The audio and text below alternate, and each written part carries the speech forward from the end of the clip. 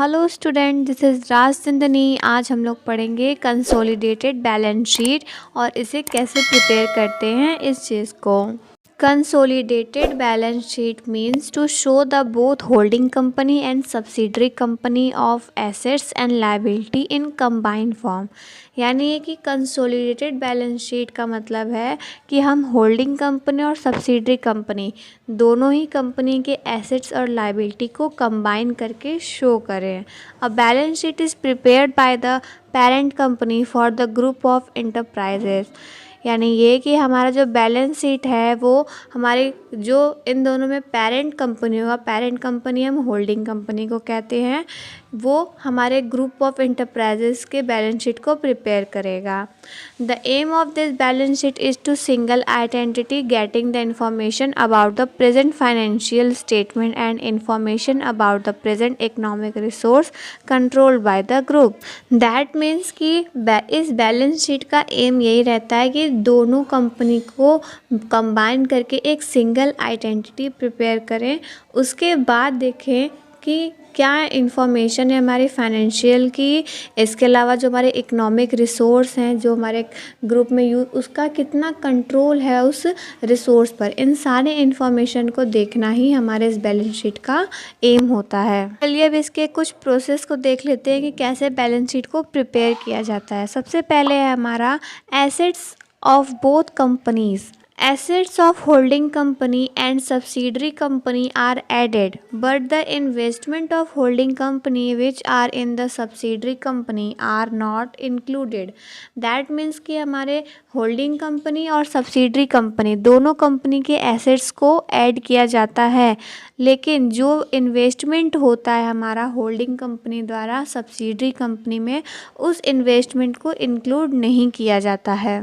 Liabilities of both company, इसमें क्या है, liability of both company holding company and subsidiary company are added. यानी ये कि हमारी जो लाइबिलिटी भी होती है कंपनीज़ की, दोनों होल्डिंग और सब्सिडरी की, इसे भी ऐड किया जाता है।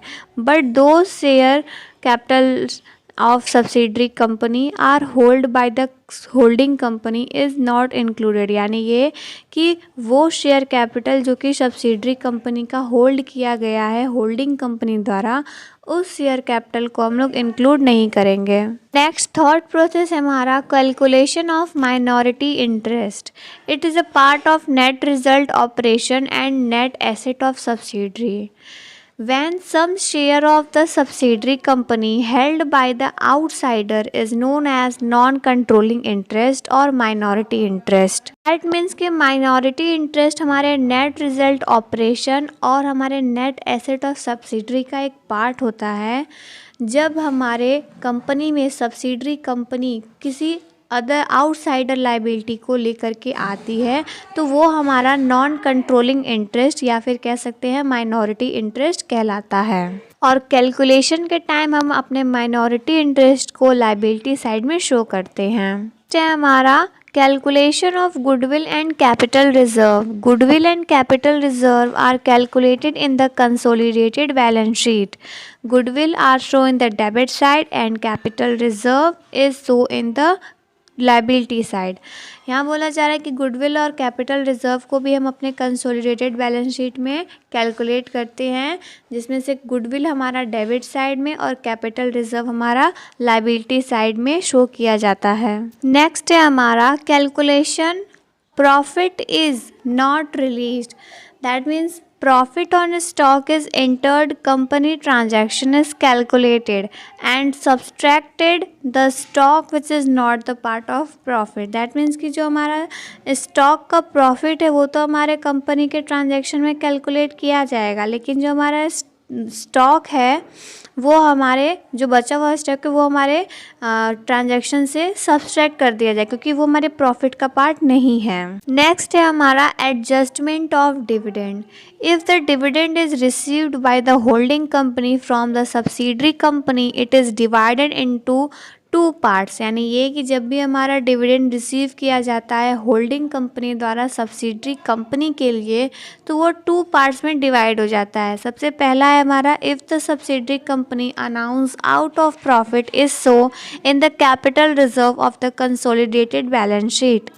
दैट मीन्स कि जब भी सब्सिडरी कंपनी ये अनाउंस करती है कि उसका आउट ऑफ प्रॉफिट है, तो उस आउट ऑफ प्रॉफिट को एज ए कैपिटल रिजर्व हम लोग कंसोलिडेटेड बैलेंस शीट में शो करते हैं। और दूसरा वाला है, if the subsidiary company announced revenue profit it calculated in the normal profit and so in the profit and loss statement. यानी ये कि जब सब्सिडरी कंपनी अनाउंस करती है रेवेन्यू प्रॉफिट को, उस टाइम में हम उस रेवेन्यू प्रॉफिट को हमारे नॉर्मल प्रॉफिट में कैलकुलेट करते हैं और हमारे प्रॉफिट एंड लॉस स्टेटमेंट में शो करते हैं। एंड लास्ट प्रोसेस है हमारा calculation of net value of subsidiary company. For the calculation of net value of subsidiary company on the date of the purchasing the share of subsidiary company by the holding company. That means कि जब हम net value subsidiary company को calculate करते हैं तो जिस दिन on the date of purchasing the share of subsidiary company by the, यानी कि जिस दिन सब्सिडरी कंपनी को परचेज करता है होल्डिंग कंपनी, उसी दिन के सारे अमाउंट को कैलकुलेट किया जाता है।